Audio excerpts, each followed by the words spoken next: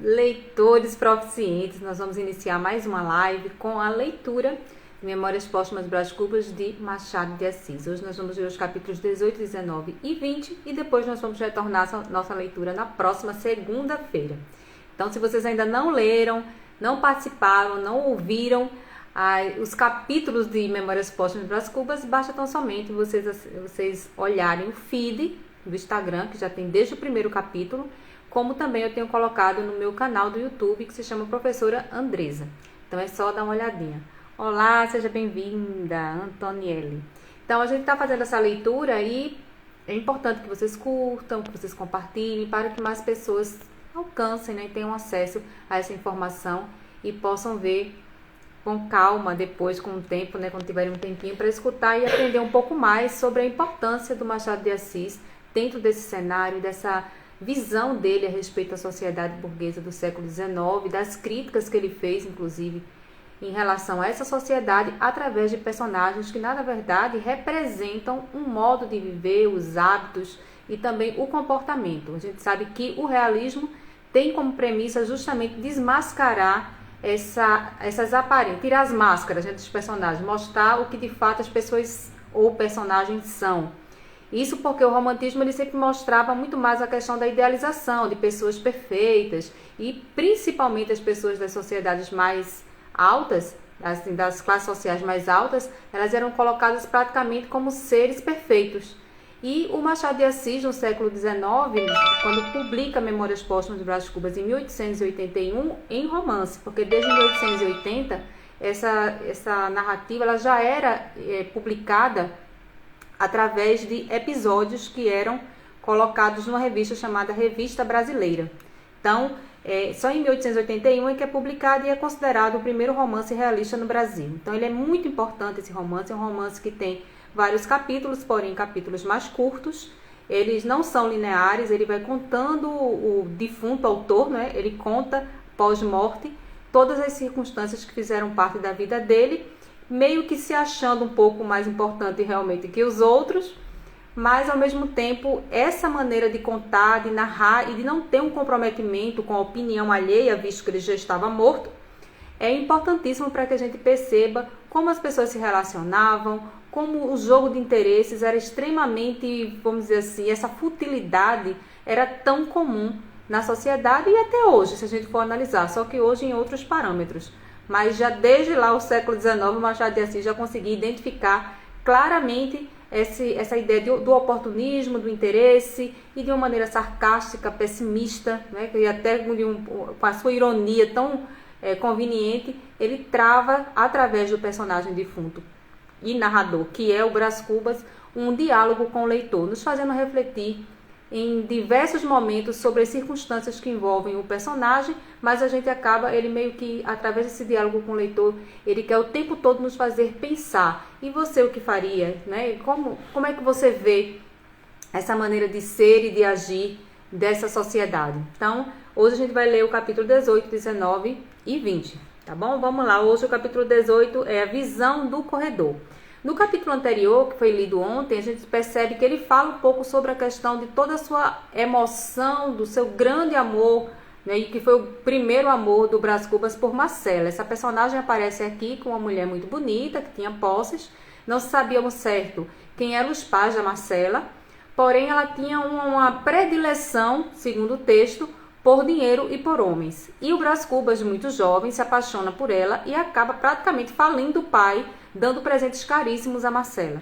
Então ele vai dar esses presentes, joias, né, objetos de grande valor, e quanto mais ele dava, mais ela se achava a maravilhosa ali e ficava realmente o manipulando para que ele desse cada vez mais. O pai, sabendo disso, fica desesperado e, como maneira de punição, diz que ele precisa viajar à Europa. Não quer mais que ele fique lá, porque ele já tinha perdido já 11 contos de réis, era muito dinheiro, era uma fortuna, com esse devaneio dele de amor, e ele vai até a Marcela e pede para que Marcela vá com ele até a Europa.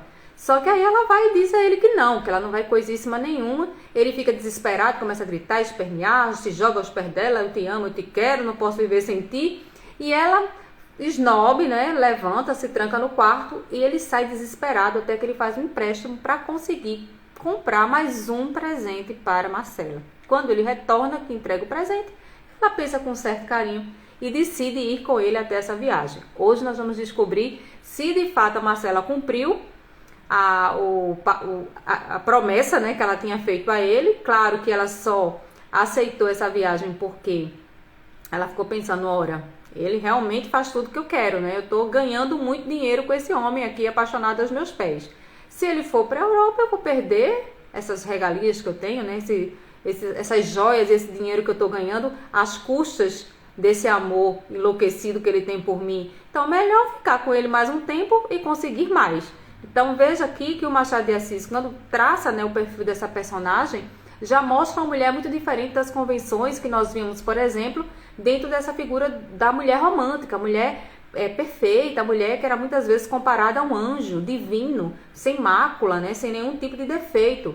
Então, quando ele estabelece agora o perfil de uma mulher, mas uma mulher interesseira, uma mulher manipuladora, né, uma mulher que quer, na verdade, usar a sua sedução, a sua beleza, né, e o amor que o Brás Cubas sentia por ela para conseguir mais dinheiro, quando ele faz isso, na verdade, ele está querendo nos mostrar uma outra face. Mostrar que as coisas não são tão politicamente corretas e perfeitas como nas aparências. Que as relações muitas vezes se travam muito mais através da questão do interesse. Inclusive, é muito comum a gente ver também na obra essa ideia de que eu só vou dar porque eu vou ganhar alguma coisa. Sempre fazendo estabelecendo essa ideia de que muitas vezes até quando se quer dar é porque na verdade se quer algo em troca, não existe nada genuinamente puro, existe sempre uma outra intenção. Então essas primeiras, segundas e terceiras intenções, elas são muito bem produzidas e colocadas aqui na maneira de se relacionar e de se comportar que esses personagens apresentam. Então a Marcela aqui, ela sim aceita ir com ele até a Europa, porém para que isso acontecesse, foi necessário que ele fizesse um empréstimo. Claro que sem o pai conhecer, saber disso, né? Porque ele não trabalhava, então ele era sustentado pelo pai. O pai tinha posse, só que ele estava praticamente empobrecendo de tanto que o Brás Cubas queria agradar a mulher dando presentes caríssimos. E aí ela decide ir com ele. Agora nós vamos para o capítulo 18, ver o que acontece depois disso. Se ela vai, se ela não vai. O que é que vai acontecer? Se ela for, o que é que vai acontecer nessa viagem? A gente vai saber disso agora, tá bom? A gente vai começar a leitura. A Antonielle dizendo aqui, tá certo, vou compartilhar. Muito obrigada, Antonielle. Obrigada. Então tem assim, no fim da escada, ao fundo do corredor escuro, parei alguns instantes para respirar. Apalpar-me, convocar as ideias dispersas, reaver-me, enfim, no meio de tantas sensações profundas e contrárias. Achava-me feliz. Certo é que os diamantes corrompiam-me um pouco a felicidade. Mas não é menos certo que uma dama bonita pode muito bem armar os gregos e os seus presentes. E depois eu confiava na minha boa Marcela. Podia ter defeitos, mas amava-me. Então veja que a ilusão do Brás Cubas, né? Ela podia ter defeitos, mas amava-me. Então ele acreditava que de fato ela gostava de receber os presentes, mas porque nutria algum tipo de sentimento por ele. Vamos lá. Um anjo, murmurei, olhando para o teto do corredor. E aí, como escárnio, vi o olhar da Marcela. Aquele olhar que pouco antes me dera uma sombra de desconfiança, o qual chispava de cima de um nariz, que era ao mesmo tempo o nariz de Bacbará, e o meu. Pobre namorado das 1001 noites. Vi-te ali mesmo correr atrás da mulher do vizir, ao longo da galeria. Ela a acenar-te com a posse e tu a correr até a alameda comprida, donde saíste à rua, onde todos os correeiros te apulparam e desencaram. Então pareceu-me que o corredor de Marcela era a alameda e que a rua era de Bagdá.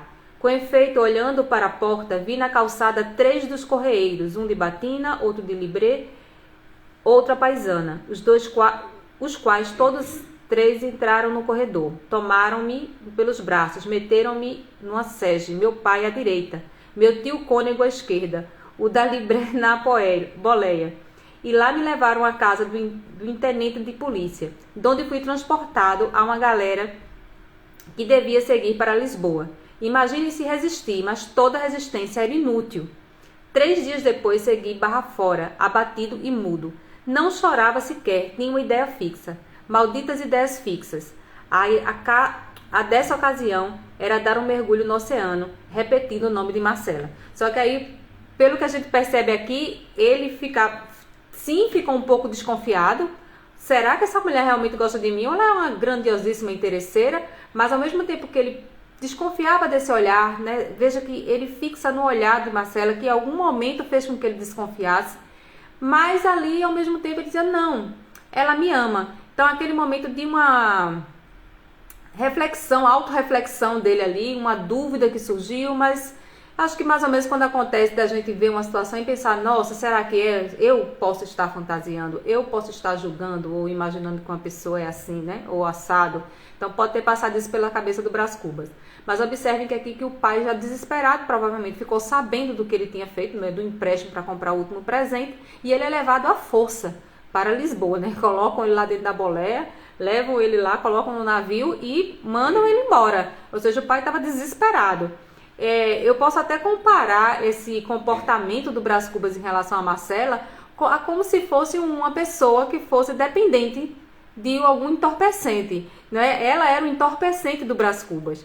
Tanto que o pai estava tão desesperado, ele estava fazendo qualquer coisa por ela, vendendo coisas, fazendo dívidas, pegando o dinheiro do pai.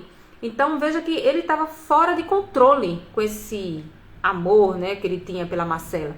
E aí eu imagino que é como se fosse um entorpecente. E o pai desesperado diz, ó, eu preciso fazer alguma coisa. Pega o Brás Cubas e à força o manda para a Europa. E observem que ele está tão louco aqui, né, de tristeza, que ele disse que não conseguia chorar. E aí ele pensa, inclusive, em se matar. Ele pensa em se jogar no oceano e repetindo o nome de Marcelo. Ou seja, era algo bem fixado ali na cabeça dele, né? Ele estava transtornado. Gostei da sua explicação, encontrei sempre na sexta e neste horário. Eu estou fazendo, Antonielle, esse encontro de segunda a sexta. Todos os dias de segunda a sexta eu faço a leitura dos capítulos do romance. A ideia é a gente terminar todo o livro comentando e no final a gente fazendo uma resenha, só fazendo um resumo e resenha ao mesmo tempo, né? Falando da obra como um todo.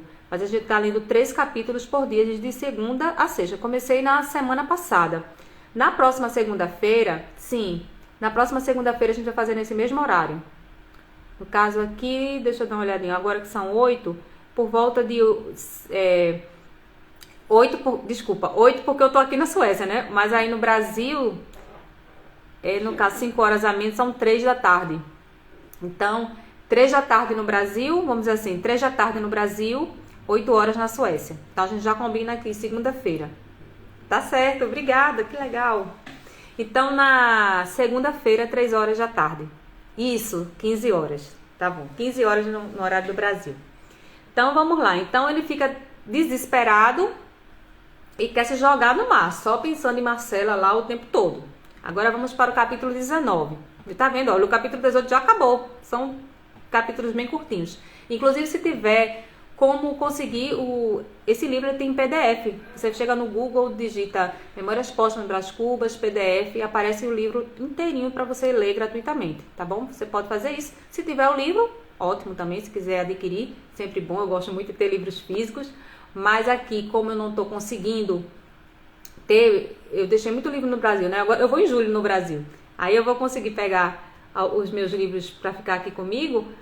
Aí eu tô lendo pelo PDF, né? Aí por isso que eu tô lendo pela tela. Vamos lá agora, capítulo 19, a bordo. Éramos 11 passageiros. Um homem doido, acompanhado pela mulher, 2 rapazes que iam a passeio, 4 comerciantes e 2 criados. Meu pai recomendou-me a todos, começando pelo capitão do navio, que, aliás, tinha muito que cuidar de si, porque, além do mais, levava a mulher tísica em último grau. Não sei se o capitão suspeitou alguma coisa do meu fúnebre projeto, ou se meu pai o pôs de sobreaviso.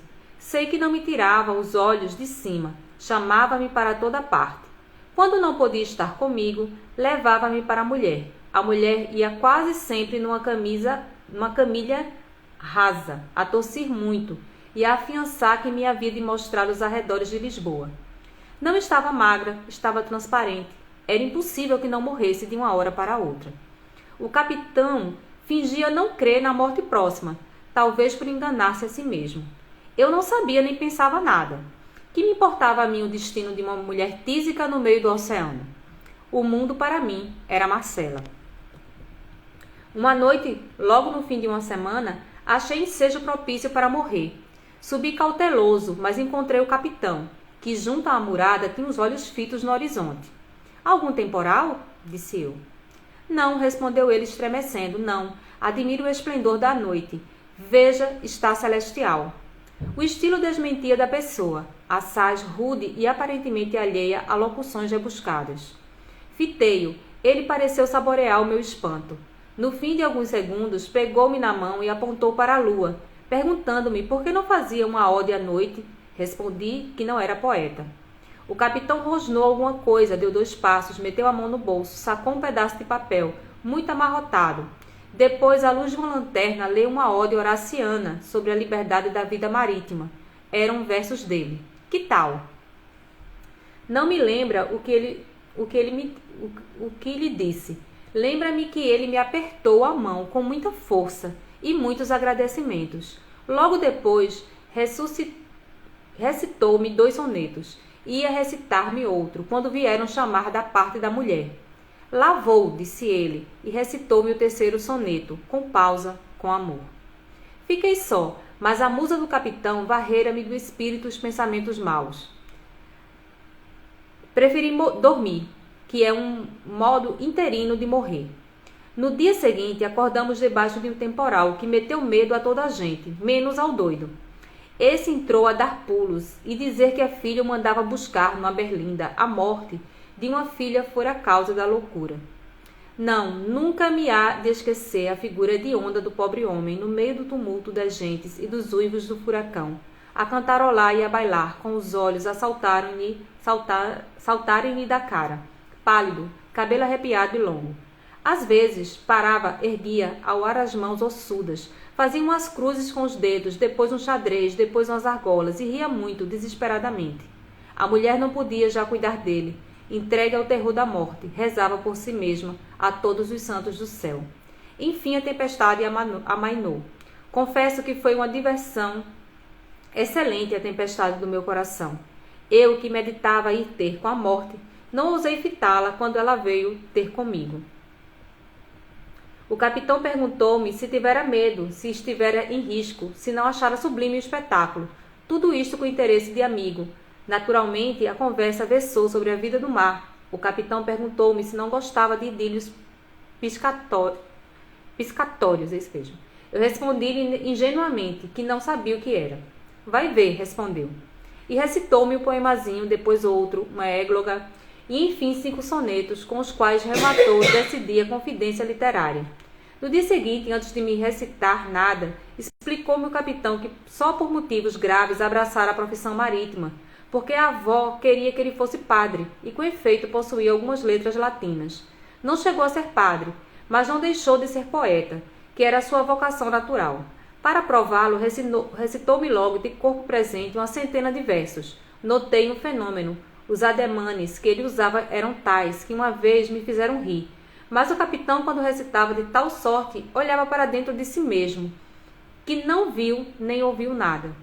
Os dias passavam, e as águas e os versos, e com eles iam também passando a vida da mulher. Estava por pouco. Um dia, logo depois do almoço, disse-me o capitão que a enferma talvez não chegasse ao fim da semana.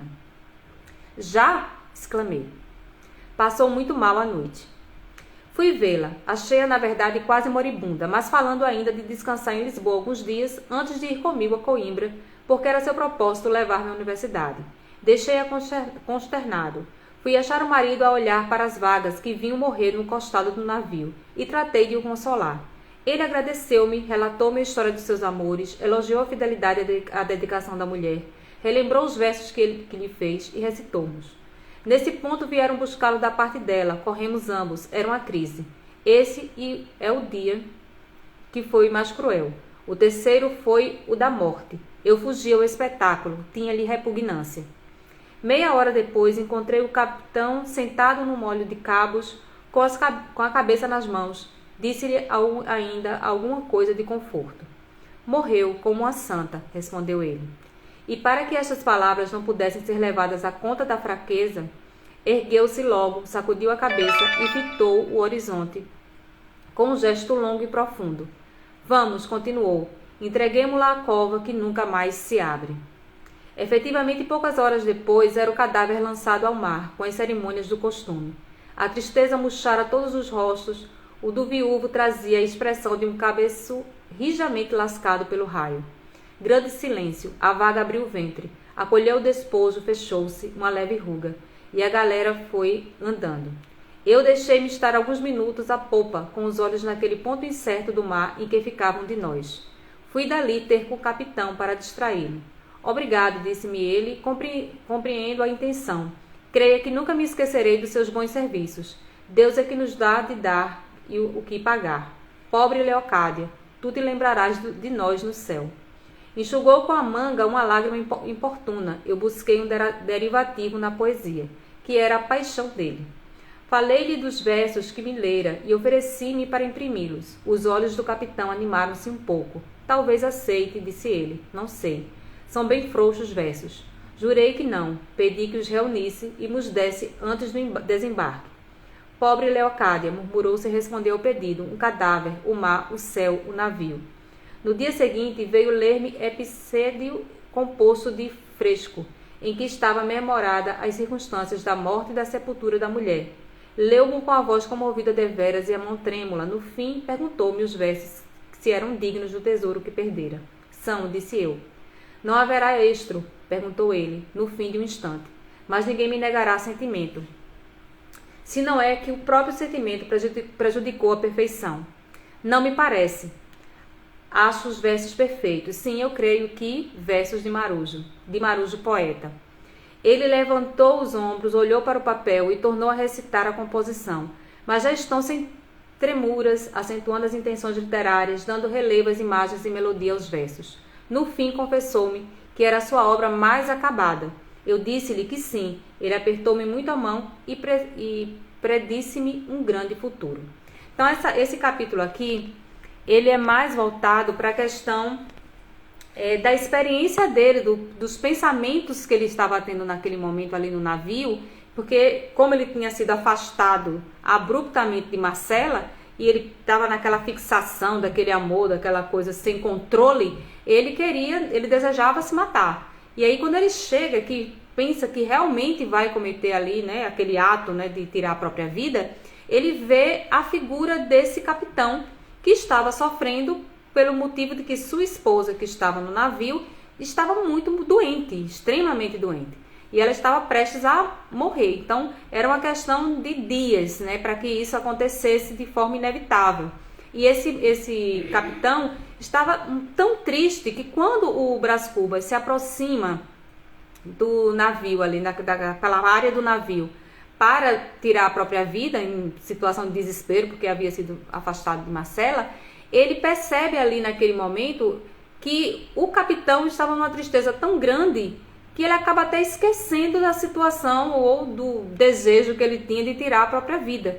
Ele acaba, na verdade, se conectando com esse capitão, com a tristeza do capitão, que também estava triste, claro que em situações diferentes. Ele havia perdido a Marcela pelo fato de não poder estar perto fisicamente, mas ela estava viva.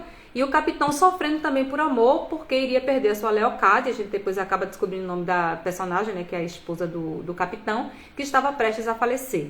Então a gente percebe que ele troca ali os sentimentos, o capitão começa a falar dos versos que tinha feito para a esposa, ele estabelece ali um vínculo, né, parece-me que ele esquece até um pouco a própria dor dele e passa a viver a dor, de alguma forma acompanhar a dor do capitão com a perda também da amada. Então ele tinha a própria perda dele e o capitão estava prestes a perder, sofrendo porque sabia que iria perder de maneira definitiva.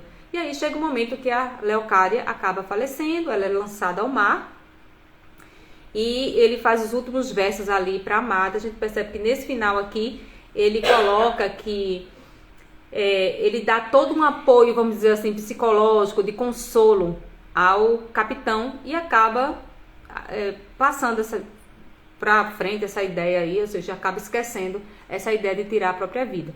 Agora vamos para o último capítulo de hoje, que é o capítulo 20, que é Bacharello-me, quase que não sai, quase que eu travo a língua, Bacharello-me. Um grande futuro. Enquanto esta palavra me batia no ouvido, devolvia eu os olhos ao longe no horizonte misterioso e vago. Uma ideia expelia a outra, a ambição desmontava Marcela. Grande futuro? Talvez naturalista, literato, arqueólogo, banqueiro, político ou até bispo. Bispo que fosse, uma vez que fosse um cargo, uma preeminência, uma grande reputação, uma posição superior. Vale salientar que era muito comum as famílias mais abastardas, financeiramente, no século XIX, no Brasil, enviarem seus filhos para a Europa para eles estudarem e se tornarem, terem uma profissão de grande garbo, de chamar muita atenção, para que essas pessoas pudessem ter um status social.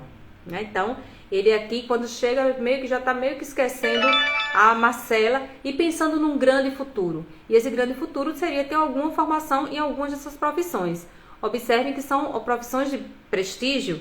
Ele coloca aqui o literato, o arqueólogo, o banqueiro, político, bispo, enfim, e até ele coloca bispo que fosse, desde que fosse algo de pompa, essa preocupação com a pompa, de parecer ser melhor, de ter status social, essa preocupação excessiva em parecer superior em relação aos outros. Isso é muito comum aqui, desse período aqui, que o Machado de Assis tanto sinaliza.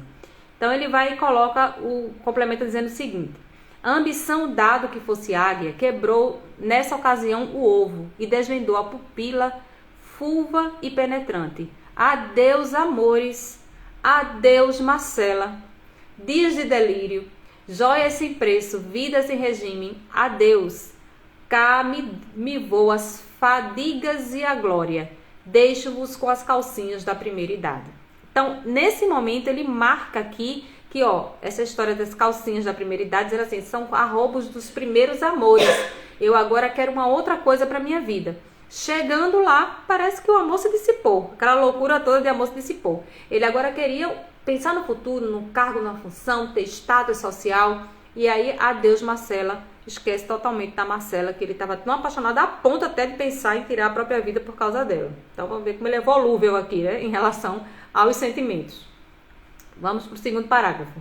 E foi assim que desembarquei em Lisboa e segui para Coimbra. A universidade esperava-me com suas matérias árduas e estudei-as muito mediocremente. E nem por isso perdi o grau de bacharel. Deram-me, com a solenidade do estilo, após os anos da lei, uma bela festa que me encheu de orgulho e de saudades, principalmente de saudades.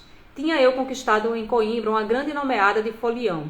Era um acadêmico estroina, superficial, tumultuário e petulante, dado às aventuras, fazendo romantismo prático e liberalismo teórico, vivendo na pura fé dos olhos pretos e das constituições escritas. No dia em que a universidade me atestou em pergaminho uma ciência que eu estava longe de trazer arraigada no cérebro, confesso que me achei de algum modo logrado, ainda que orgulhoso. Explico-me, o diploma era uma carta de alforria. Se me dava liberdade, dava-me a responsabilidade. Guardei-o, deixei as margens do Mondego e vim por ali fora assaz desconsolado, mas sentido já uns ímpetos, uma curiosidade, um desejo de acotovelar os outros, de influir, de gozar, de viver, de prolongar a universidade pela vida adiante. Então aqui a gente finaliza o final desse capítulo 20. Nossa, tem muitas coisas que eu nunca tinha percebido. É interessante essa parte da leitura. Quando a gente vai lendo, a gente sempre, isso acontece muito comigo. Aí eu pego um livro e leio. Aí depois de um tempo pego, leio uma parte, eu leio o livro novamente. E a gente sempre vai encontrando coisas novas, percebendo. É muito interessante a leitura. Ela é um leque realmente de informações. Então aqui a gente percebe o Brás Cubas, ele dizendo, nossa, agora eu tô... Enfim, ele coloca formado, mas ao mesmo tempo a alforria se requer responsabilidade. Ou seja, a medida, veja como ele pensa. Se eu tenho uma formação, o que é que isso vai parecer para minha família? Se você tem formação, agora começa caminhar com as próprias pernas, comece a trabalhar, comece a produzir os seus próprios recursos e veja que isso ao mesmo tempo que era bom, porque ele queria ter um ofício para se sentir melhor, né? Ali mostrar para a sociedade que ele tinha uma profissão, que ele tinha um cargo que era importante. Ao mesmo tempo ele pensava que isso tinha uma responsabilidade, que isso de alguma forma iria tirar bem a vida boa dele, né? Isso passa pela cabeça dele. Mas quando ele coloca aqui, ó, mas já sentindo já uns ímpetos, uma curiosidade, um desejo de acotovelar os outros. Ou seja, você acotovela nessa imagem, a ideia de quero passar na frente de todo mundo, né? Eu quero passar na frente, né? Não estou preocupado com quem está do meu lado, não. Eu quero acotovelar e quero chegar na frente. E ele coloca de influir, de gozar, de viver, de prolongar a universidade pela vida adiante. Ou seja, é como se ele quisesse prolongar essa universidade pela vida adiante, porque era cômodo para ele, né? Permanecer ali estudando. Ele sabia que estudar era bom, porque, sim, finalizar seria ter uma função, ter um ofício, ter uma profissão, ter uma formação em que ele poderia se sentir bem na sociedade, mas que também traria uma responsabilidade. Então ele fica meio nesse meio termo. Seria muito bom só continuar, né, nessa história da universidade, porque eu estaria ali vivendo, gozando, sendo sustentado, seria ótimo para mim. Vejo o caráter aqui do Brás Cubas, que tinha deixado o pai numa crise econômica só por viver dando presente para Marcelo. Então a gente vê bem o perfil dele. Bom, aqui a gente finaliza. Na próxima segunda-feira, combinado aqui, 3 horas da tarde, que é o horário do Brasil, a gente vai ler os capítulos 21, 22 e 23.